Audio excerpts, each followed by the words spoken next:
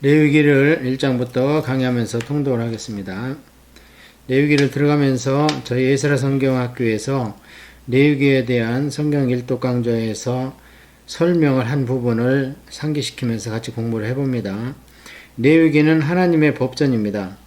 현재 여기까지 왔을 때에 하나님의 나라, 눈에 보이는 이스라엘 민족이 어떻게 어떤 과정을 거쳐서 왔는지를 설명하면요, 아브라함을 불러가지고 백성을 만드는 데까지가 창세기였습니다. 그리고 그 백성을 불러내는 것이 출애굽기였습니다. 그래서 이제 백성이 됐습니다.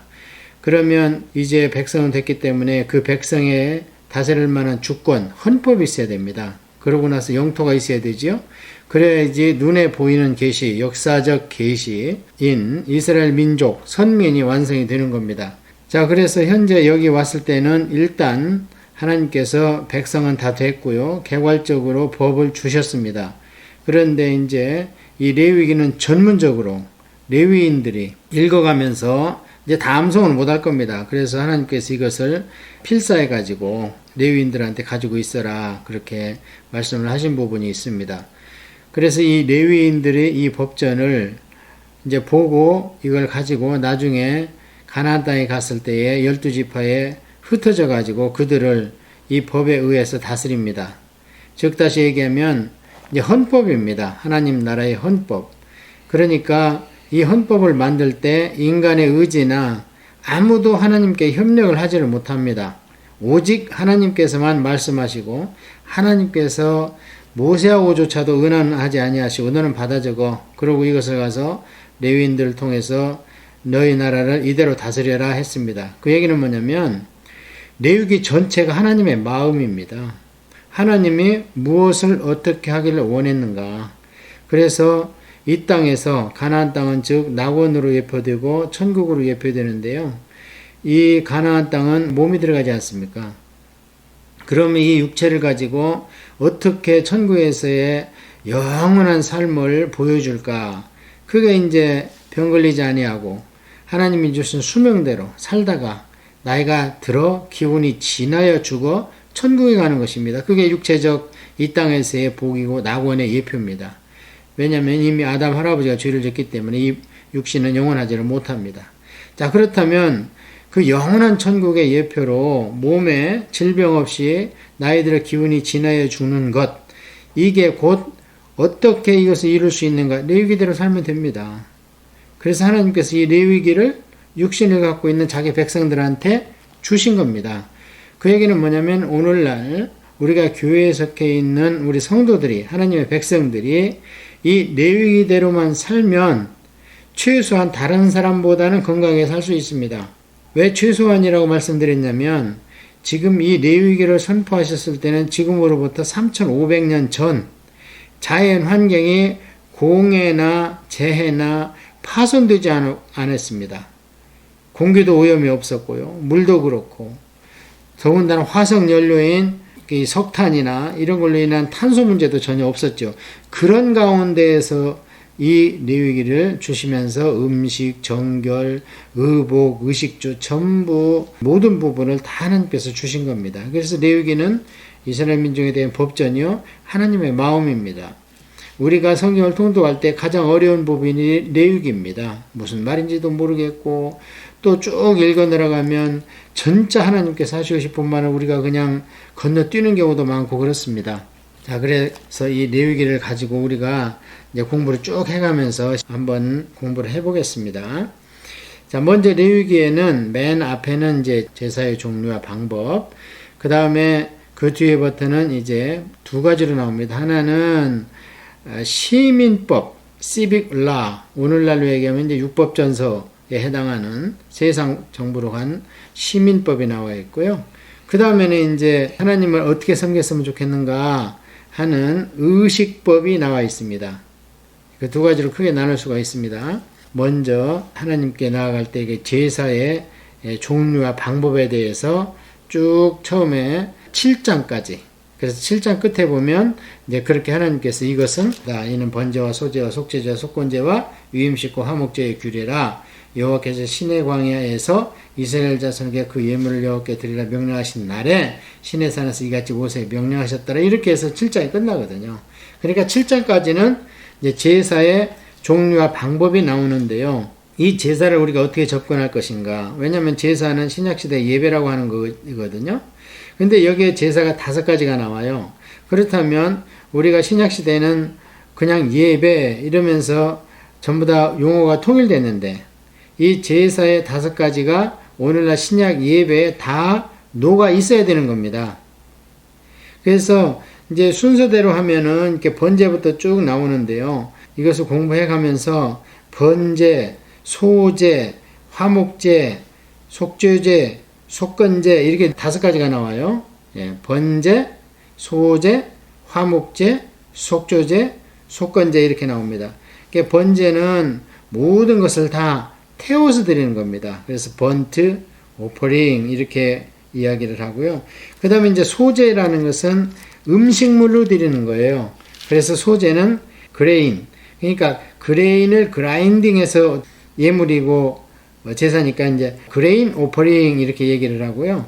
근데 화목제는 피스 오퍼링이라고도 하고 펠로우십 오퍼링이다 이렇게도 얘기를 합니다. 속죄제는 이제 죄가 신이죠. 그래서 신 오퍼링 이렇게 얘기하고요. 속건제는 이제 경건의 문제다 그래가지고 그것은 길트 오퍼링 이렇게 얘기를 합니다. 이게 죄라는 것은 이제 하마르티아 그래서 관역을 빗나갔다 이런 뜻이고요.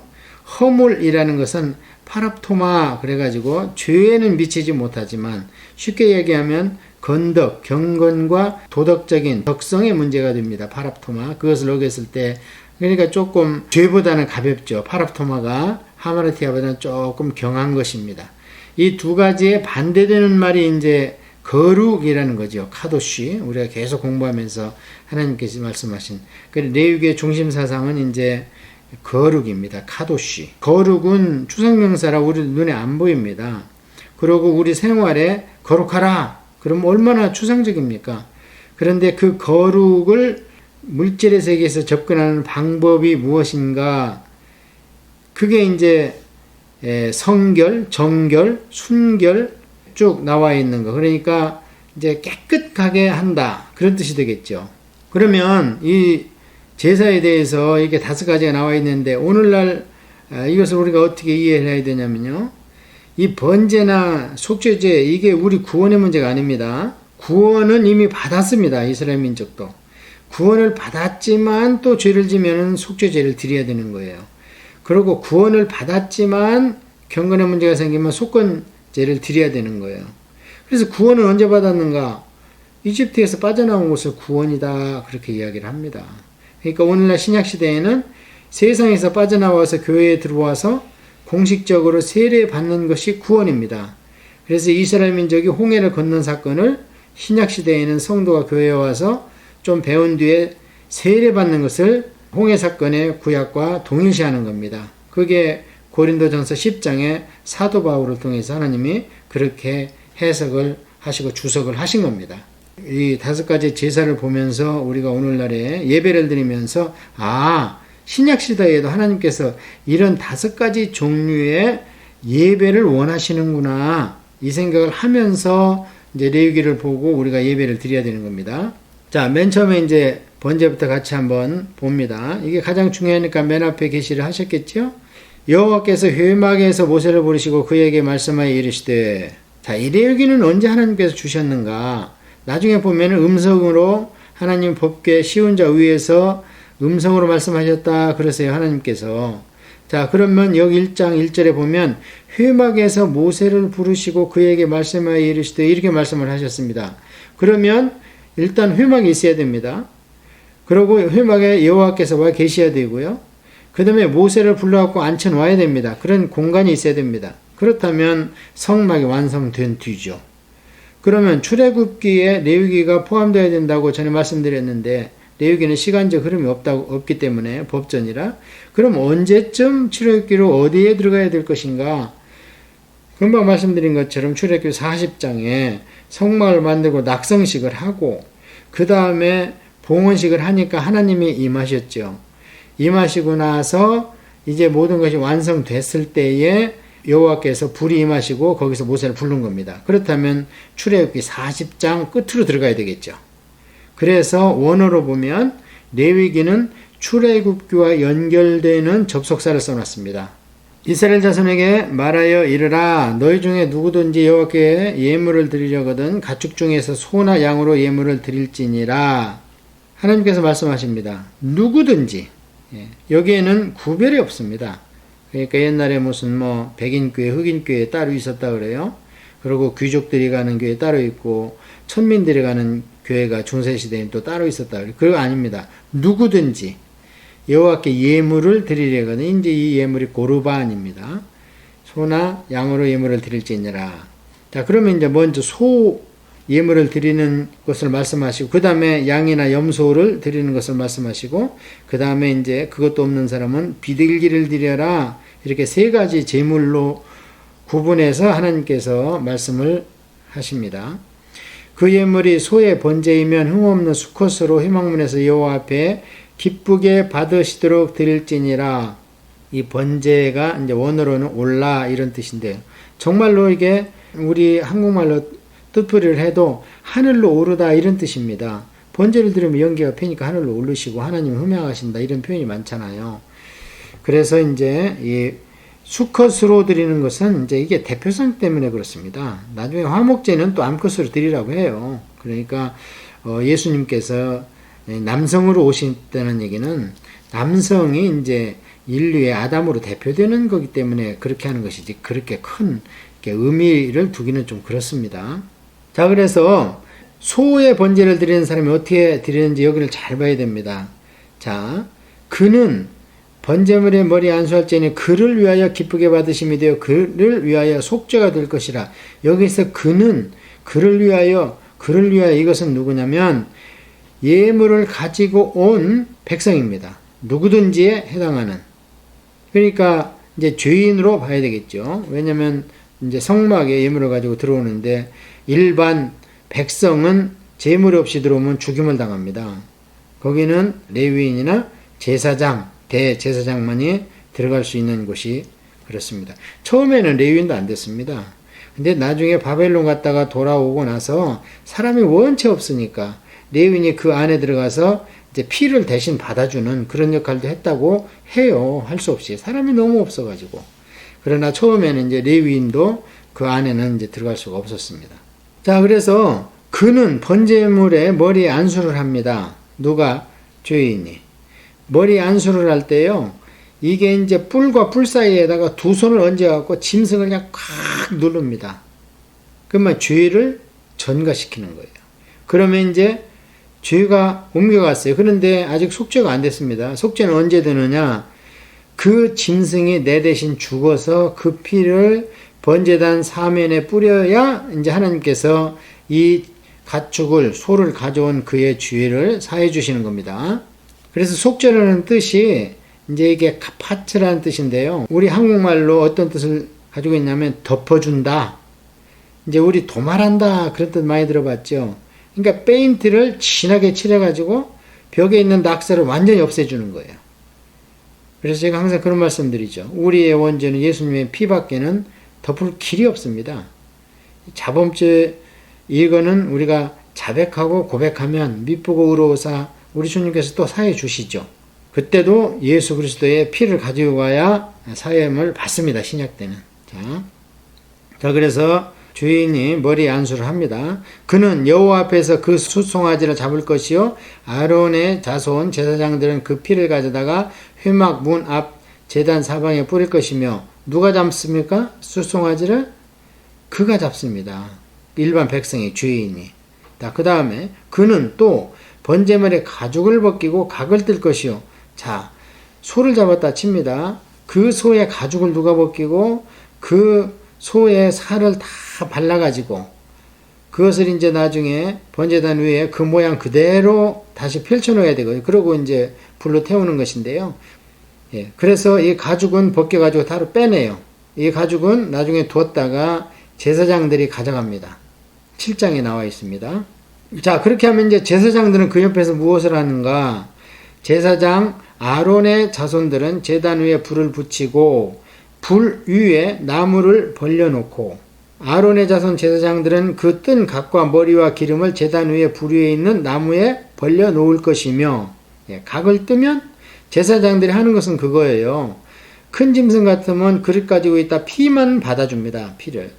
그러고 나서 그 가축 주인이 자기 대신 죽은 가축을 살을 발렸을 때 그걸 갖다가 번제단 위에 되도록이면 살았을 때 모습으로 쭉 벌려놓습니다. 그걸 이제 제사장이 도와주는 거예요. 자, 이런 거 생각했을 때 그가 그 짐승을 죽일 때 얼마나 처참하겠습니까? 점도 없고 흠도 없는 자기의 가장 아끼고 사랑하는 가축을 갖다가 자기 손으로 죽여가지고 그런 사람이 다시 죄 질 마음이 나겠습니까? 물론 이제 연약해서 돌아오면 또 죄를 짓지만은 그 당시에는 얼마나 각심을 하겠습니까? 내가 정말 못할 짓을 했구나. 이렇게 하지 않겠습니까? 그래서 이 제단에 불을 붙였는데 이 불은요, 6장에 보면 항상 피어 있어야 됩니다. 꺼지면 안 돼요. 그래서 이 불은 어디서 나왔냐면 하나님의 불입니다. 세상 불이 아니라 지금처럼 뭐 번개탄 놓고 불 피우는 게 아니고 석유 뿌리고 불 피우고 그런 거 아닙니다. 이 불은 항상 있어야 돼요. 근데 이 불이 아닌 불을 가지고 성막에서 딴짓을 하다가 아론의 첫째 주티 아들 나답과 아비후가 그냥 죽임을 당하지 않습니까? 그렇게 엄히한 거예요. 그 내장과 정강이는 물로 씻을 것이요 제사장은 그 전부를 제단 위에서 불살라 번제를 드릴지니 이는 화제라 여호와께 향기로운 냄새니라. 그러니까 가죽만 빼고 내장이고 정강이는 이제 아무리 깨끗해도 뭐 걸어당기니까 지 똥도 묻고 오줌도 묻고 그랬을 거 아닙니까? 그리고 내장은 그 뭐 더러운 찌꺼기 같은 게 있는데요.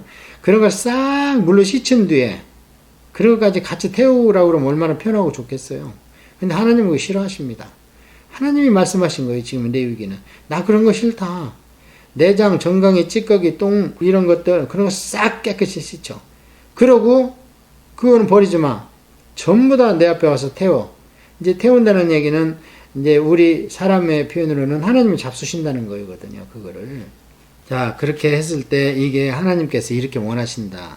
신약적 의미로는 너 가지고 있는 거 세상 것은 다 없애버려. 가죽을 벗기듯이. 그러고 네 안에 있는 더러운 감정, 쓴물, 혈기 이런 거 전부 씻어. 그러고 와서 나한테 무슨 전신으로 헌신합니다. 이런 걸 얘기를 하라. 그 말씀이에요. 있는 그대로 우리 뭐 이 모습 이대로 왔습니다. 이 모습 받으소서. 내 모습 이대로. 그런 거는 이 레위기의 번제에 어긋나는 찬양입니다. 그런 거 다 버리라는 거예요. 나중에 레위인들 보십시오. 구별할 때 보면요. 몸뚱아리에 있는 명지털까지 그냥 삭도로 싹 면도를 하고 나한테 와서 요제로 바쳐서 내 사람 만들어라 이러세요. 그 다음부터 털 나는 거야. 상관없죠. 한번 바친 뒤니까 그 다음부터는 하늘나라에서 나는 것이 되겠죠. 털이 나든 수염이 나든. 하나님은 이러십니다. 이게 이제 사람이 한 게 아니고 하나님이 이렇게 한 게 그거 아니면 내가 안 받겠다. 그런 말씀 아닙니까 지금. 자, 그 다음에 이제 지금까지는 그래도 좀 부자, 상위층에 있는 사람들, 그래도 소래도 들을 수 있는 사람들. 예나 지금이나 소가 재산의 큰 한 중심축인데 이 소를 한번 기르고 나서 가까워서도 죄를 안 지려고 그러고 아니겠습니까? 사실은. 자, 그 다음에 이제 중산층. 만일 그 예물이 가축대의 양이나 염소의 번제이면 흠없는 수컷으로 드릴지니 그가 제단 북쪽 여호와 앞에서 그것을 잡을 것이 아론의 자손 제사장은 그것의 피를 제단 사방에 뿌릴 것이며 그는 이게 다 죄인입니다. 지금 그는 그것의 각을 뜨고 그것의 머리와 그것의 기름을 빼어낼 것이요 제사장은 그것을 다 제단 위에서 불 위에 있는 나무 위에 버려 놓을 것이며 그 내장과 정강이를 그 정강이를 물로 씻을 것이요 제사장은 그 전부를 가져다가 제단 위에서 불살라 번제로 드릴지니 이는 화제라 여호와께 향기로운 냄새니라. 자, 지금 양이나 염소는 어떻습니까? 가죽을 뺏겨갖고 제사장한테 줘라 이런 말 없죠? 이게 조그마한 가족들은 이제 하도 많이 와가지고 제사를 드리니까 이 양이나 염소 가죽 정도는요 그렇게 중요하게 여기지 않은 것 같아요. 그거는 그냥 같이 제단에서 불살라서 드리는 걸로 이렇게 기록이 되어 있습니다. 자, 그 다음에는 아주 이제 가난한 자. 예, 하나님께서 참 너무나 이게 긍휼하시고 자비가 많으세요. 아까 누구든지 오라고 그랬잖아요.